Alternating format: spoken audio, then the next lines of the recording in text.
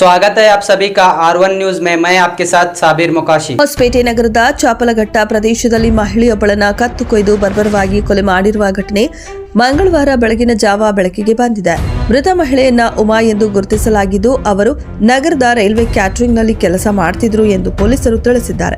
ಉಮಾ ಅವರು ಸುಮಾರು 13 ವರ್ಷಗಳ ಹಿಂದೆ ಆಂಧ್ರಪ್ರದೇಶ ಮೂಲದ ರಾಮಾಂಜನೇಯ ಎಂಬಾತನನ್ನ ವಿವಾಹವಾಗಿದ್ರು. ಆದರೆ 5-6 ವರ್ಷಗಳ ಹಿಂದೆ ಪತಿಯಿಂದ ಬೇರ್ಪಟ್ಟ ಉಮಾ ಬಳಿಕ ಹೊಸಪೇಟೆಯಲ್ಲಿರುವ ತಮ್ಮ ತವರು ಮನೆಗೆ ಬಂದು ನೆಲೆಸಿದ್ದರು. ಮೃತಳಿಗೆ 3 ಗಂಡು ಮಕ್ಕಳು ಇದ್ದು ಹಿರಿಯ ಮಗ ಆಂಧ್ರಪ್ರದೇಶದಲ್ಲಿ ತಂದೆಯೊಂದಿಗೆ ವಾಸವಾಗಿದ್ದರೆ ಉಳಿದ 2 ಮಕ್ಕಳು ಉಮಾ ಅವರೊಂದಿಗೆ ಹೊಸಪೇಟೆಯಲ್ಲೇ ವಾಸಿಸುತ್ತಿದ್ದರು. ಪೊಲೀಸರ ಪ್ರಾಥಮಿಕ ತನಿಖೆಯ ಪ್ರಕಾರ ಉಮಾ ಅವರು ಯುವಕನೊಬ್ಬರೊಂದಿಗೆ ಅಕ್ರಮ ಸಂಬಂಧ ಹೊಂದಿದ್ರು ಎನ್ನಲಾಗಿದ್ದು ಇದೇ ವಿಚಾರ ಕೊಲೆಗೆ ಕಾರಣವಾಗಿರಬಹುದು ಎಂದು ಶಂಕಿಸಲಾಗಿದೆ.